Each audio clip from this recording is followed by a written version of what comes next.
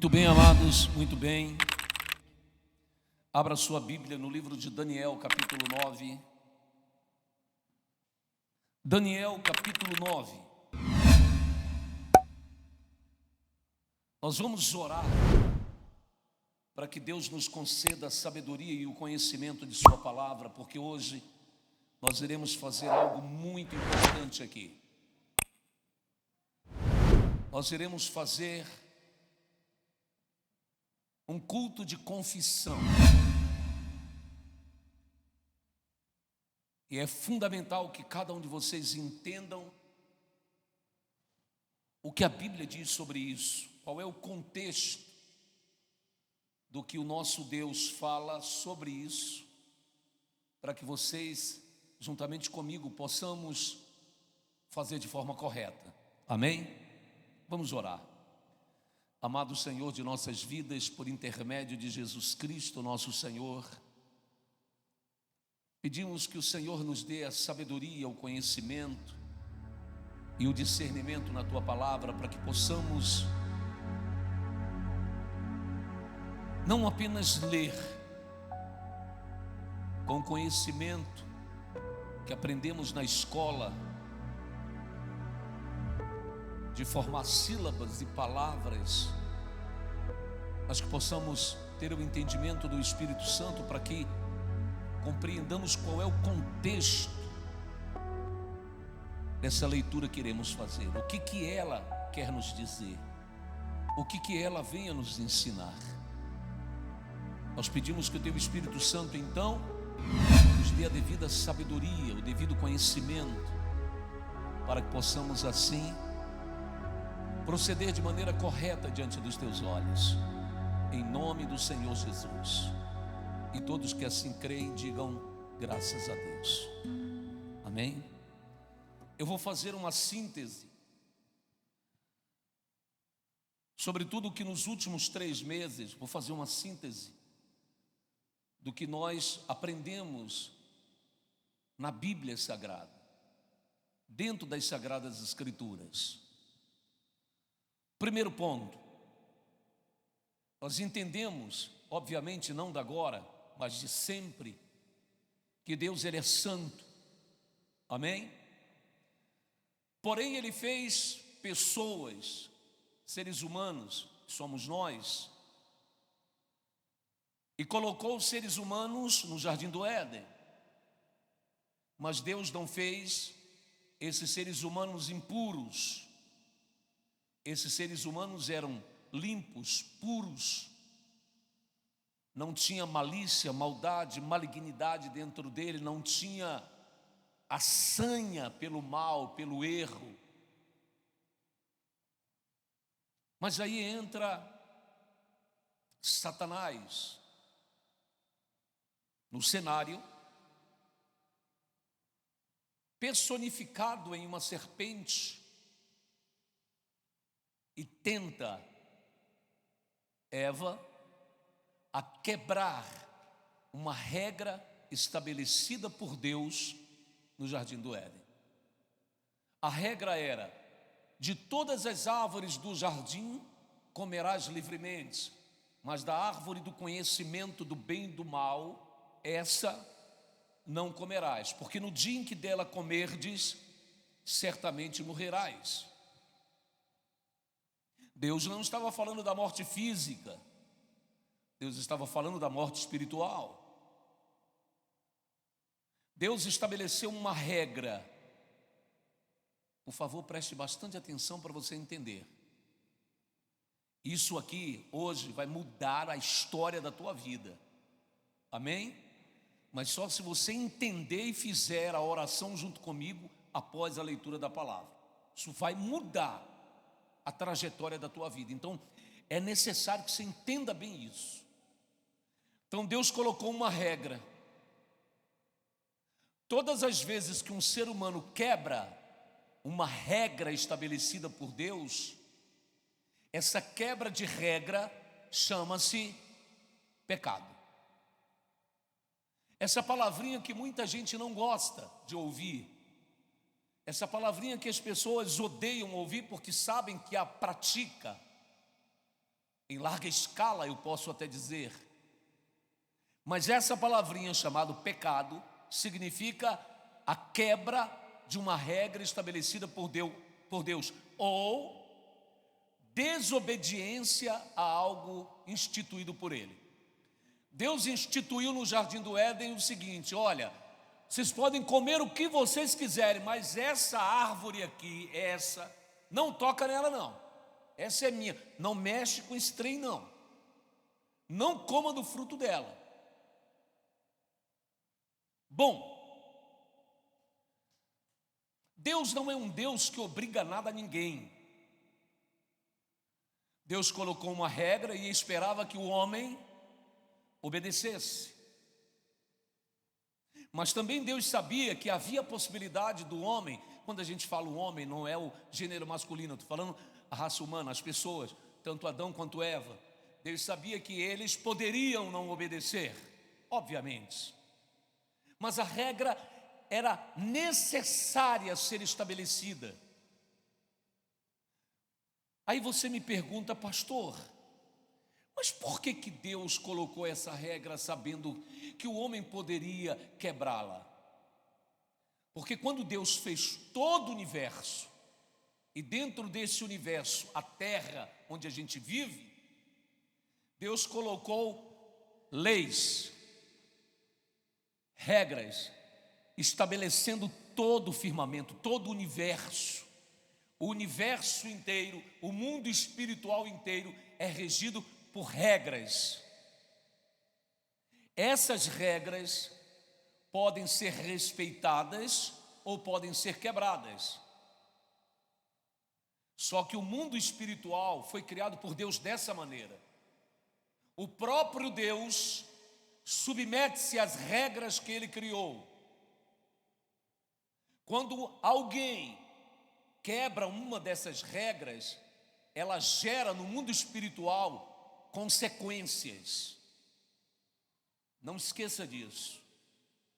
Quando você quebra uma regra estabelecida por Deus, você gera consequências. É aquela lei que a gente conhece aqui no nosso mundo, a lei da física, é de Newton, não é isso? Para toda ação existe uma reação. Isso é uma lei que rege o universo. Para toda ação sua, se você, ó aqui para mim, se você fica paradinho aqui, não acontece nada. Mas se você der um passo, você gera uma ação. E essa ação vai gerar uma reação. É uma ação em contrapartida à primeira ação desenvolvida. Então, quando você tem a ação de quebrar uma regra, essa ação de quebrar uma regra gera uma resposta. Essa resposta que é gerada é que é o problema. Porque ela vai gerar na sua vida, ou na vida de parentes seus, de entes queridos, problemas seríssimos.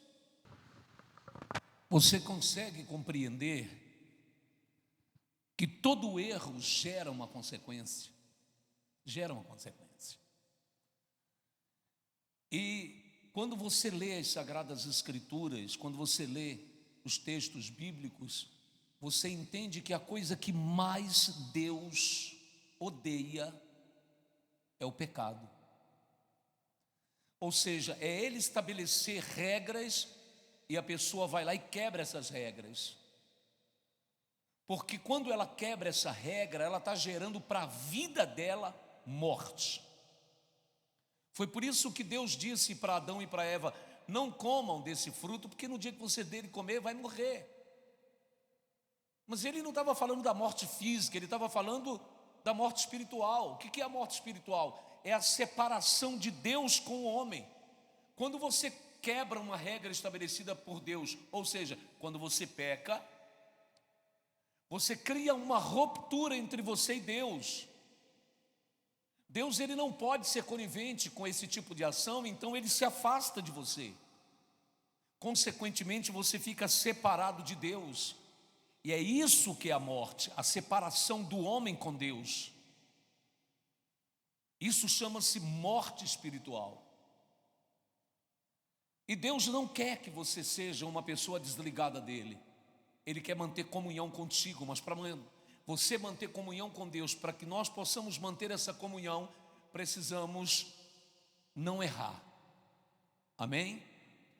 A questão aqui em pauta é a seguinte: quando Deus, aí agora nós vamos um pouquinho mais para frente, foi formando uma geração sobre a terra, que foram os filhos de Abraão, que gerou Isaac, que gerou Jacó, e Jacó gerou 12 filhos, dentre eles um chamado José, que habitou no Egito. Todos conhecem a história.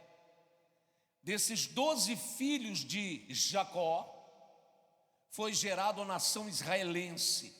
Prestem bem atenção nisso. Quando a nação israelense foi gerada, ela começou a crescer e se desenvolver no Egito. Só que ela ficou aprisionada no Egito por 400 anos. Prestem atenção nisso. Antes da lei ser formada, as pessoas, quando a gente fala sobre heranças espirituais, elas questionam que isso são atributos descritos na lei de Moisés. Israel pagou 400 anos como escravos no Egito antes da lei de Moisés ser formada. Esse conceito não diz respeito à lei de Moisés. Esse conceito diz respeito ao caráter de Deus, a forma como Deus vê, entende as coisas e procede. Nada tem a ver com a lei de Moisés. Ele apenas citou esse caráter dele na lei de Moisés. Porém, o povo de Israel ficou 400 anos preso no Egito por um erro cometido por Abraão, dezenas e dezenas de anos atrás. Abraão, quando seguiu uma ordem de eu preciso colocar todas essas coisas em pautas para você entender, tá bom? Então, por favor, não fiquem com pressa, apenas ouçam e aprendam. Vai fazer bem para você hoje isso aqui. Abraão, quando recebeu uma ordem de Deus e saiu da terra de Ur dos Caldeus, Deus disse: vai para a terra que eu te mostrarei. Então ele saiu em viagem e levou consigo o seu sobrinho Ló e algumas pessoas com ele, e saíram pelo deserto na direção que Deus estava guiando ele. Ele passou pelo Neguebe. Ali eles passaram momentos de tribulação, de escassez. Não passaram fome, mas passaram escassez, até chegarem na terra do Egito. Prestem bem atenção nisso aí. Quando eles chegaram na terra do Egito, Abraão, ouçam o que eu vou te falar agora. Antes de Abraão sair de Ur dos Caldeus, ele chamou Sarai, sua mulher, e disse: olha, aonde chegarmos, não diga que você é minha mulher, diga que você é minha irmã.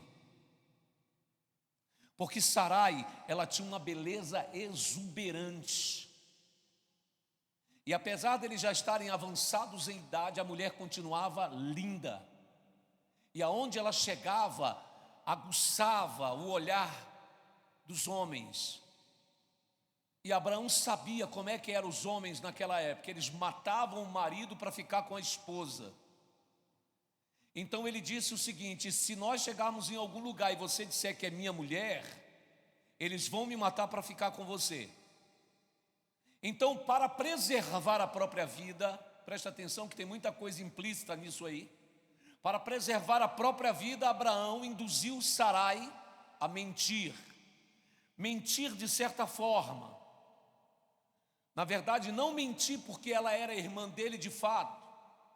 Ela era filha do mesmo pai, mas não da mesma mãe de Abraão. Então, de certa forma, ela era meia-irmã de Abraão. Porém, os dois se casaram. E ela não era apenas irmã por parte de pai de Abraão, ela também era esposa. Só que Deus havia feito, e é aí que entra uma outra situação complicada para Abraão. Deus havia feito uma promessa para Abraão que faria dele uma grande nação, que partiria dele uma grande nação. Porém, Sara, ou Sarai, ela era estéril. E eles passaram dezenas de anos casados sem produzir nenhum filho. Então, Deus já havia feito a promessa, bastava ele o quê? Acreditar. Ele duvida então de Deus. Normalmente as pessoas falam que a dúvida era de Sara, porque Sara riu dentro da tenda, mas Abraão também duvidou. Porque Abraão chegou no Egito e a primeira coisa que os homens, quando viram Sarai, que mulher, foram até o faraó e gabaram a mulher de Abrão. Disseram, chegou aí na cidade um tal de Abrão que tem uma mulher. E o faraó, ele era aqueles camaradas problemáticos. Mandou chamar Abraão e Sarai para ver a mulher que o pessoal estava elogiando. Então, quando chegaram diante de Faraó, perguntou-se quem era aquela mulher. E Abraão disse, ela é minha irmã. Mas ela não era só irmã, ela era esposa. Com medo de morrer, puxa, mas ele não ia morrer. Deus tinha feito a promessa que daria o filho para ele, então ele não poderia morrer. Deus não poderia descumprir a sua promessa. Mas ele duvida disso e diz, ela é minha irmã. Sabe o que Faraó faz? A Bíblia Sagrada fala isso.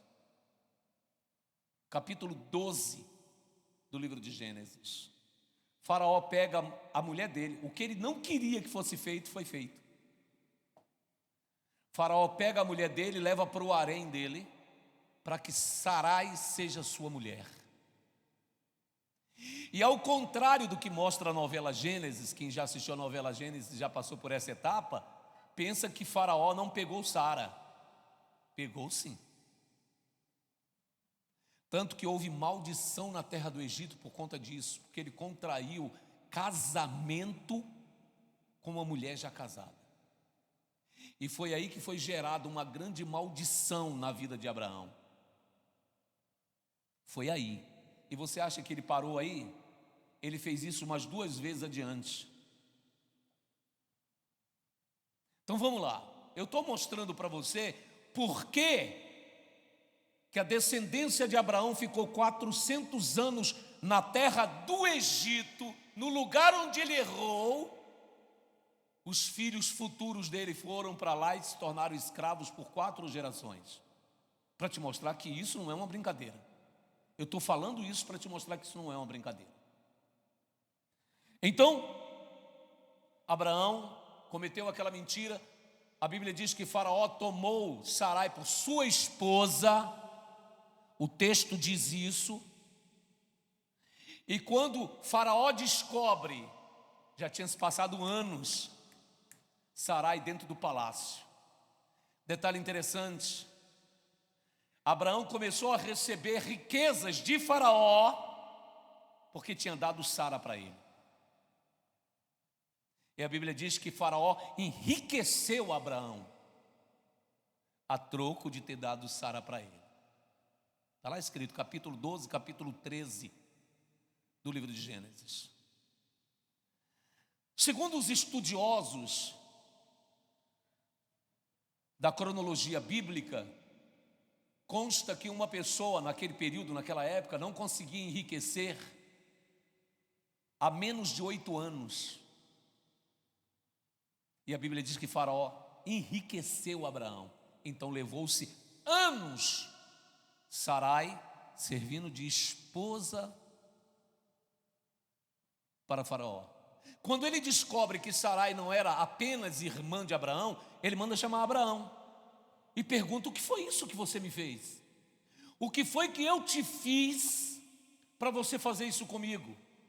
Porque agora Deus estava punindo o Egito, descendo praga, matando, criando situações de praga, de epidemias, por causa de Sara, que ele tinha tomado como esposa.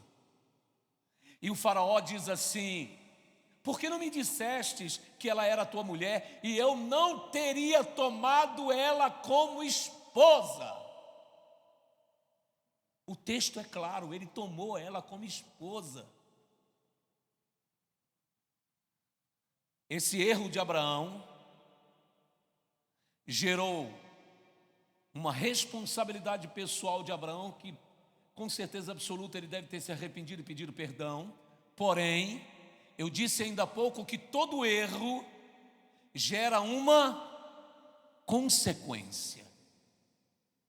Essa consequência também é chamada de culpa. Todo pecado gera uma culpa. Por exemplo, se eu faço um xingamento aqui, puxa, eu xinguei, aí eu vou, meu Deus, me perdoa, tem misericórdia de mim, essa palavra feia saiu de minha boca, bacana, beleza, a Bíblia me dá suporte para eu fazer isso e receber o perdão. Só que no momento em que eu fiz isso, eu gerei uma culpa no mundo espiritual e ela não sai. Não é tão simples. O pecado é perdoado porque você, quando peca, você gera responsabilidade pessoal. Ou seja, isso é pessoal, é seu. Você pode pedir perdão e você é perdoado. Mas o pecado que você cometeu gera no mundo espiritual uma culpa. Agora isso aqui já não é mais seu, isso aqui é para a sua geração. Isso chama-se heranças espirituais. Então o erro de Abraão gerou uma culpa ou uma consequência que seria cobrada de quem?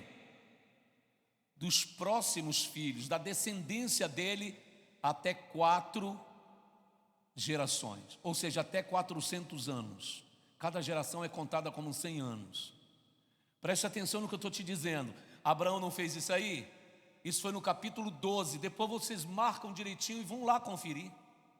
No capítulo 13, Abraão sai do Egito, porque Faraó expulsa Abraão de lá. Abraão sai fugido do Egito, fugido não, expulso. E quando chega no capítulo 15,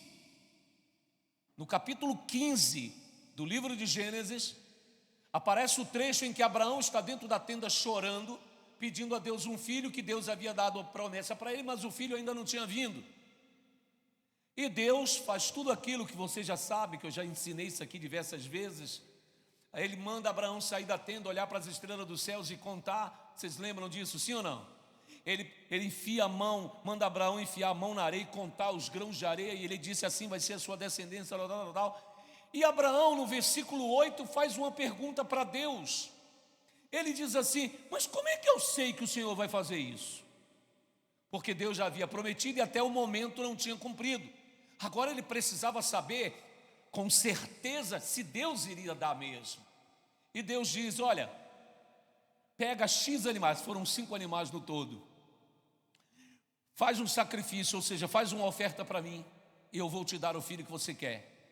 Bom, essa explicação já entra em um outro assunto que eu não vou me ater agora. Eu quero me ater agora às heranças espirituais.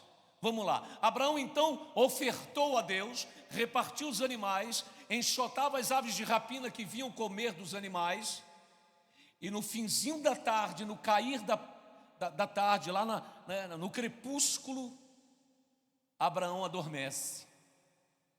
E a Bíblia diz que Deus fala com Abraão nesse momento e diz, olha, você vai ter um filho. Depois você lê lá, capítulo 15 do livro de Gênesis. Eu vou te dar uma posteridade, e ela vai ser tão numerosa como as estrelas dos céus e como a areia do mar. Mas saiba, presta atenção, isso foi antes de Moisés fazer a lei, tá bom? Para que as pessoas não digam assim, isso é lei de Moisés. Não era lei, não, isso é caráter de Deus. Moisés nem existia ainda quando Deus fez isso. Deus então disse para Abraão, saiba que você vai ter o filho que você quer, você vai ter uma grande nação como geração, como as estrelas dos céus, como a areia do mar. Porém, saiba isso, sua parentela, seus descendentes serão escravizados e passarão 4 gerações como escravos na terra dos seus inimigos. Por que Deus estava cobrando aquilo? Porque Abraão cometeu um erro aqui no Egito. Presta atenção nisso. Ele cometeu um erro aqui no Egito. Esse erro gerou uma culpa. Esse erro que ele pediu, possivelmente pediu perdão e misericórdia a Deus, Deus perdoou o pecado pessoal, mas a culpa ia ser cobrada nos filhos.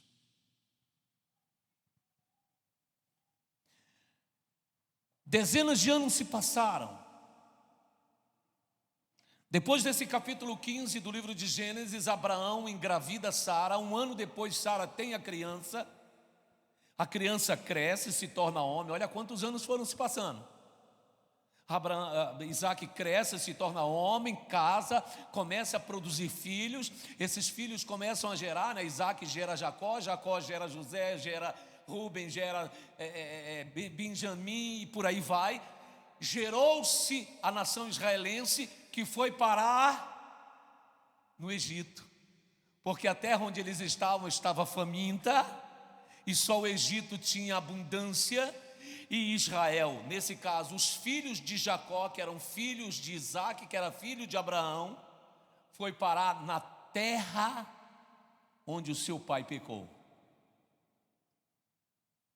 E lá eles começaram a prosperar, começaram a progredir, porque José era assim com Faraó, daquela época.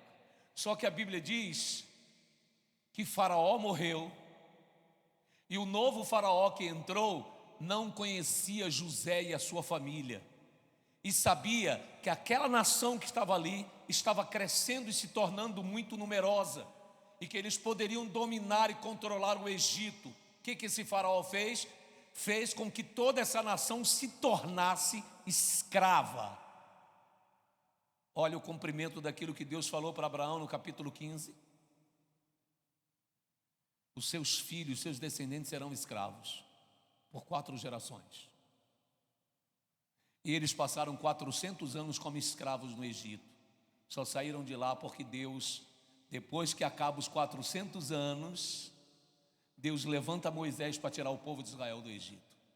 Estou mostrando para você que heranças espirituais são cobradas. Isso não é uma brincadeira. Então nós hoje eu estou aqui, vocês estão aqui na plateia, as pessoas que estão a me ouvir nas redes sociais. Você possui uma vida hoje, só que essa sua vida hoje é consequência do que o seu pai e mãe fizeram, os pais deles, os pais dos pais deles e o seu tataravô, os tataravôs nossos fizeram. Nossa vida é hoje fruto da consequência do erro deles no passado. E isso não é algo que eu queira para mim, e não é algo que você quer para você, é algo que a Bíblia diz que acontece. Esse trecho que nós vamos ler do livro de Daniel mostra que o próprio Daniel estava sofrendo as consequências da destruição que os seus pais, os seus antepassados fizeram, e ele precisou fazer essa oração, que vamos fazer daqui a pouco aqui. Algumas denominações evangélicas criam uma história de quebra de maldições. Não existe quebra de maldições. Uma maldição hereditária só pode ser desvinculada da vida de uma pessoa quando ela entende o que são os pecados cometidos no passado. Esses pecados precisam ser confessados publicamente, como Daniel fez, como Neemias fez no capítulo 9 do livro de Neemias. Quando esses pecados são confessados a Deus de forma pública, é que esses pecados podem ser desvinculados da geração seguinte. Então a gente precisa renunciar essa herança. Eu não sei se você sabe, juridicamente, qualquer pessoa pode renunciar à herança. seu pai, só um exemplo, digamos que o seu pai enriqueceu, é só um exemplo, pelo amor de Deus, tá bom? Digamos que o seu pai enriqueceu vendendo drogas, é um dinheiro maldito, é um dinheiro que contém mancha de sangue e de vida de muitas pessoas. E você é uma pessoa cristã, uma pessoa de Deus, e de repente seu pai morreu e te deixou uma grande herança. E judicialmente falando, essa herança vai para você. Você é filho. Mas judicialmente existem parágrafos da lei que diz que você, como herdeiro, pode renunciar, abrir mão dessa herança. Você pode fazer isso. As heranças espirituais são heranças dos nossos pais, avós, bisavós e tataravós, podem também ser renunciadas, desde que você entenda que o que eles fizeram foi mal e está te prejudicando. Vou dar alguns exemplos. Existem pessoas que são obsediadas, são assediadas ou são cercadas por espíritos de morte. Preste atenção nisso. E a pessoa não entende o porquê. Ela não entende por que ela teve parentes que morreram, tem parentes que se suicidam. Ela não entende por que as coisas na vida dela não vão até o fim, não se concluem, são abortadas. Projetos e sonhos que ficam para trás não são cumpridos, são abortados. Ela não imagina o porquê disso. Porque com certeza existe um espírito de morte seguindo a tua família, porque alguém em algum momento da tua parentela, sejam pais, avós, bisavós ou tataravô, praticou alguma morte. Seja matando um semelhante vivo, ou seja matando um semelhante dentro do útero, que nós conhecemos como aborto. E isso produz, sabe o quê? Uma marca de sangue na família. Dali em diante os filhos vão sofrer. Os filhos, os netos, os bisnetos e os tataranetos dessa pessoa vão sofrer com essa marca. Só para vocês terem ideia, que isso é sério para mim, é sério para Deus e deve ser sério para vocês. Tem um texto no livro de Levíticos que fala o seguinte: quando fizerdes uma casa, presta atenção nisso aí, Deus dá instruções. Quando vocês construírem uma casa, coloca um parapeito. Como é que chama essa parte superior da casa? Eu vou usar uma forma que vocês mais conhecem, que me fugiu o termo que a Bíblia fala. Na laje, coloca na laje, vocês vão entender melhor dessa forma. Coloca um parapeito na laje, ou seja, no último andar. Eu esqueci o nome, isso. Na cobertura não. No terraço. Coloca um parapeito no terraço, para quê? Olha o que a Bíblia instrui. Quando construíres uma casa, coloca um parapeito no terraço, para que alguém, ao se aproximar dali, não caia e essa casa seja manchada pelo sangue. Não é manchada porque a tinta do sangue ali daquela pessoa manchou, não. É uma mancha espiritual. Aquela casa vai ficar marcada por morte. E isso não é brincadeira. Teve uma irmã aqui, que eu não me lembro quem foi, que contou até uma história dessa aqui. Parece que ela tem um parente que a noiva eles alugaram, não sei se compraram um apartamento, e essa moça, a noiva do rapaz, foi para o apartamento, e quando ele chegou em casa, ela estava já para pular da janela. E então foram pesquisar e descobriram que ali naquele apartamento tinha acontecido morte. Ou seja, a mancha de sangue No mundo espiritual fica. Lembra? Pecado gera culpa, consequência. Essa consequência fica num lugar. Então o que acontece? Toda pessoa que chega ali vai sentir vontade de se matar.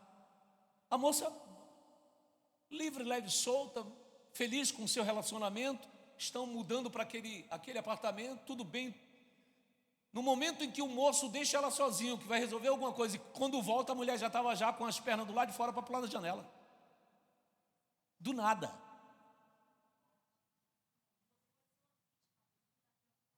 Você pode ser uma vítima desse espírito de morte. Se ele existe por algum motivo gerado lá atrás, você pode estar tentando se matar. Você pode estar querendo fazer isso. E você pensa, por que será? Eu sou uma pessoa, eu estou bem, mas por que vem isso na minha mente? Por que isso está acontecendo? Porque existe alguma coisa que foi feita lá atrás e que talvez você nem saiba. Então tudo isso nós vamos fazer confissão hoje diante de Deus, para que isso seja resolvido na nossa vida. Amém?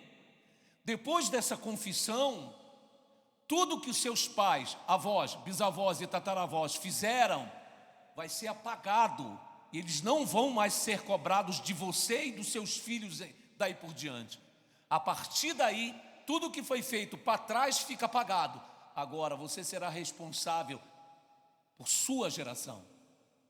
A partir de hoje em diante, o que você fizer de errado, aí gera consequências para os seus filhos, ou para os seus netos, ou para os seus bisnetos, ou para os seus tataranetos. Você, como parte da família que criou prejuízo lá atrás, isso será anulado. Não existe essa história de orar dizendo assim, eu quebro essa maldição. Isso não existe. Isso não existe, biblicamente falando não existe. O que existe é confissão. Agora vamos entender um pouco sobre confissão, porque nós vamos fazê-lo já já. O que é uma confissão? Confessar é admitir, é assumir a culpa. Quando é que eu assumo, pastor, mas como é que eu vou assumir a culpa pelos meus pais, pelos meus avós, bisavós, tataravós, eles até morreram, não importa. Eles morreram, o que ficou? A culpa ficou. E é essa culpa aqui que tem que ser apagada. Você não vai pedir perdão pelo seu avô. Senhor, perdoa meu avô. Isso não existe. O que eles fizeram, você vai pedir a Deus misericórdia pelo erro deles. Pelo erro, não por eles. Que eu nem sei se eles estão vivos. Pelo menos os bisavós e tataravós é possível que não estejam mais vivos. E aí o que eles fizeram. Pastor, e se eles estiverem vivos, não seriam eles que deveriam pedir perdão? Sim, porém, eles não são cristãos e nem estão aqui. E nem vão ter esse entendimento. Então a Bíblia nos dá autoridade para ir até Deus e pedir que Deus revogue esta culpa criada por eles. Então na hora da oração, você não vai pedir perdão pelo seu pai. Senhor, perdoa meu pai, perdoa meu avô. Não, isso não existe.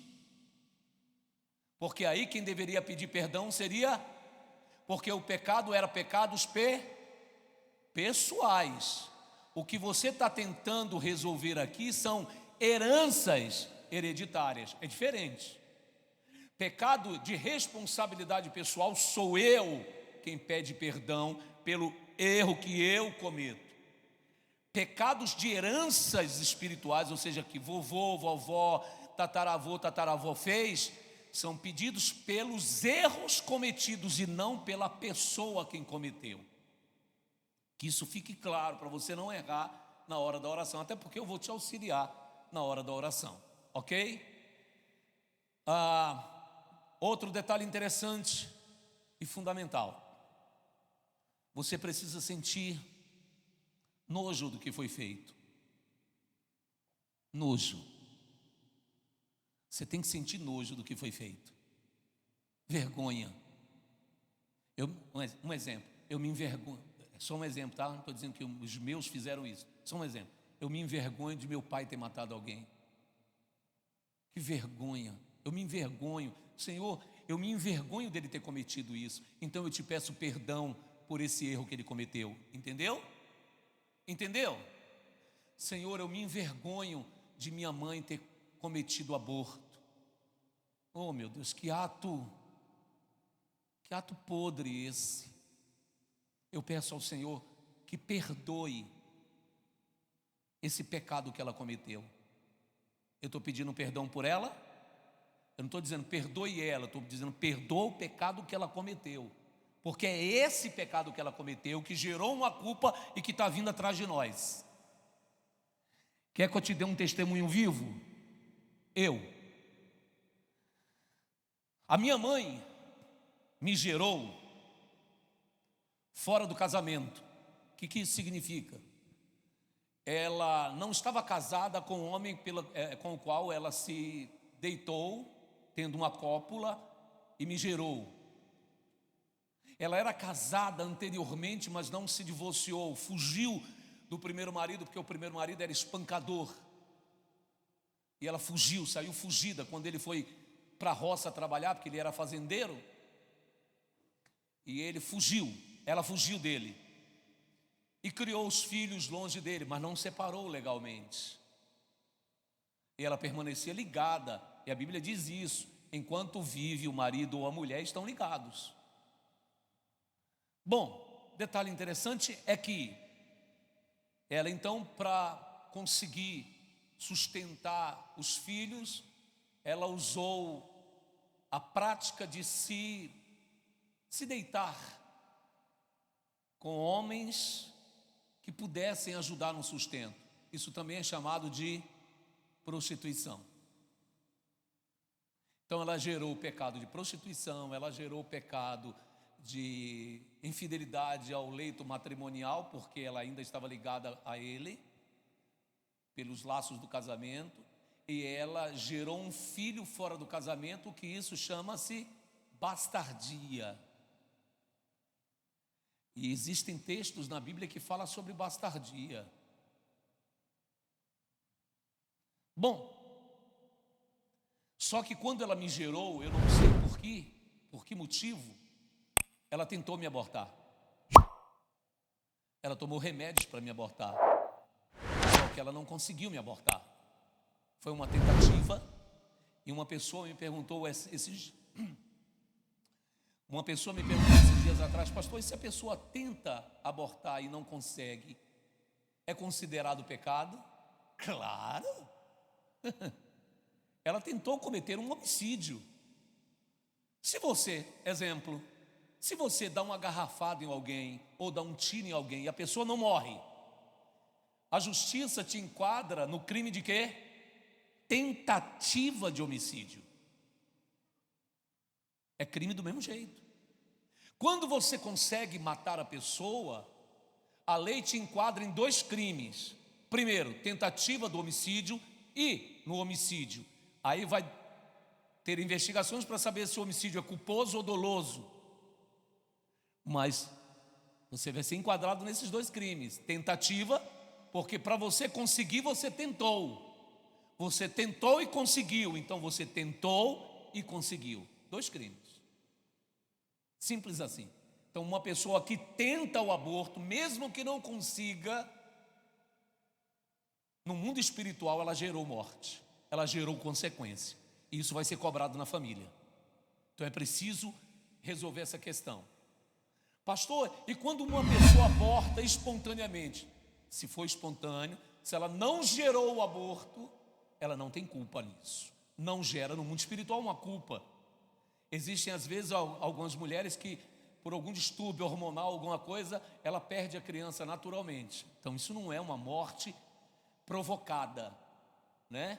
Mas se ela provocou, tomou chazinho, pode não ter tomado aquele remédio forte que vende por aí na farmácia, que eu não vou falar o nome, por causa da rede social, mas ela pode ter tomado um chazinho, tomou um chazinho que ela sabe que aquele chá, voinha dizia que era assim.